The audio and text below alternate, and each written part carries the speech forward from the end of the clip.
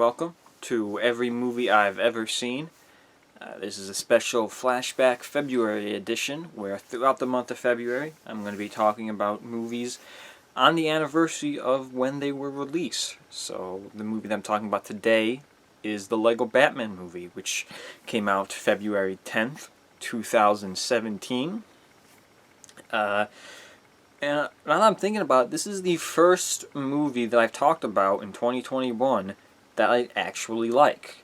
It makes sense when you think about it. I went through January talking about very bad movies with 0% ratings on Rotten Tomatoes, and Flashback February hasn't started off all too well, but now we're finally getting into gear with something that I really do enjoy. I didn't get a chance to rewatch this. I kind of wish I had. I don't believe I have it on Blu-ray or DVD. I don't see it.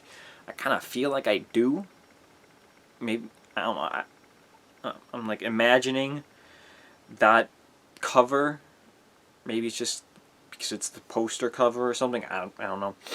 I don't think I have it. Either way, I didn't get a chance to rewatch it, which is unfortunate because I haven't seen it since the first time in theaters. Actually, that was a couple of years ago, but I still very much liked it then, and I'm sure I would like it now. I did actually talk about this on my channel back then when I watched it. I did a whole review, which is, if I remember, much more in depth than this is. Just general. This will be just general thoughts. I'm a very big Batman fan. I'm also somewhat of a Lego fan too, so this kind of hit both those for me. But yeah, I'm definitely a big Batman fan, so I really liked all the little references and Easter eggs to other Batman stuff. Of course, the movies and the Adam West stuff. Even some like the animated stuff. The character of Condiment King showing up in there, which is a really nice touch. I believe he was first introduced in the Batman the Animated Series, which is, just throwing this out there, some of the best Batman stuff out there is Batman the Animated Series. I believe he was first introduced in that, and he maybe shows up once or twice. He's really just like a joke character, so it does make sense to have him in there as, again, a joke. Because I believe when they're kind of listing through all the villains, and they say like Clock King and Orca, King Tut, Condiment King. I think Joker is telling the pilot in the beginning, and he's going through that list, and the pilot's like, "I think you made some of those up." Of course, they are real villains. You have the Kaibuki twins. I don't know how to pronounce that. But they're from the animated series, which is just The Batman. I believe it's somewhat more recent, like early 2000s maybe. It was kind of like after Batman Beyond, maybe meant to be like a successor to the Batman animated series.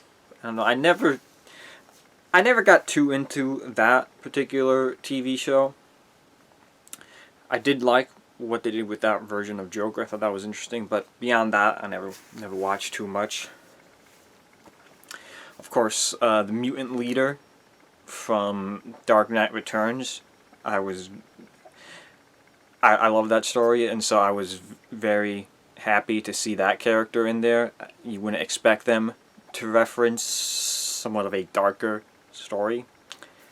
That's interesting. Even some clever like references with the casting, because you had Billy D. Williams reprising his role as Two-Face, because you might forget that he wasn't reprising his role as Two-Face, he was finally playing Two-Face, because he did play Harvey Dent in Batman Returns, or maybe just the original Batman, I don't know. He played Two-Face, and they didn't come back for Batman Forever. They got Tommy Lee Jones instead, so he's kind of like finally playing Two-Face. And an interesting, like, maybe reverse Easter egg or whatever, Zoe Kravitz plays the voice of Catwoman in this. And she's gonna be live action Catwoman in The Batman starring Robert Pattinson. Uh, I also thought it was kind of funny that they have Ralph Fiennes playing or voicing Alfred in this, but he's not voicing Voldemort, who is also in this. I don't know why they didn't do that. I mean, you already had him. Maybe he had finished his Alfred lines, and by the time it was time to start recording for Voldemort, he was already on to other things. It was fine. I liked the inclusion of the other villains. Godzilla and Sauron, Mr. Smith and the agents, Wizard of Oz. It's very, Lego, just like the Lego movie, because Lego has all these properties that they can use, which is always nice. But honestly, when I think about it, if you take away, the comedy and all the silly bits, at its core, you have a story that is very much feels like a real, true Batman story, because it deals with a lot of things that a Batman story would deal with.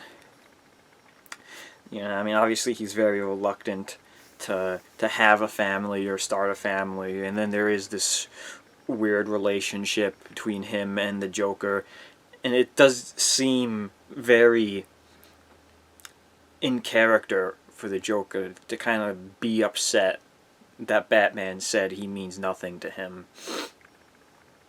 Joker's like, no, I don't. I'm your greatest villain. I don't know. Zach Galifianakis is the voice of Joker. Just one more person who played the Joker better than Jared Leto. But I'd probably have more to say if I rewatched it, but I really enjoyed this movie. I was looking forward to a sequel to this, which I don't think is going to happen anymore. I believe Universal owns the rights to the Lego movie and whatnot, and that causes conflict because Warner Brothers owns, they own the movie rights to Batman.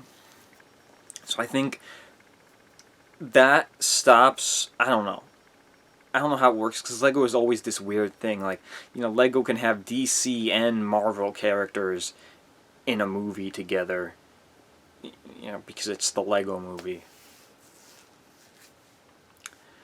But, I don't know. I suppose they can't make a Lego Batman movie because that's Batman and that's Warner Brothers, but they could, make Lego Movie 3 and have Batman in that, because then that's not a Batman movie, that's a Lego movie. If they made a Lego Spider-Man movie or something, that's Spider-Man, that's not, who knows. So maybe something will still happen for it. I'm sure most of that voice cast would return. Will Arnett does a pretty good Batman voice. He's good for the exaggerated, over the top comic-y Batman. Yeah. So yeah, it's like I said, I like the movie a lot. Glad I'm actually talking about something that I enjoy, and I'm not just miserable for the time it takes me to record this, and I get to save time by not having to watch it. So yeah, that's all I've got to say about the Lego Batman movie.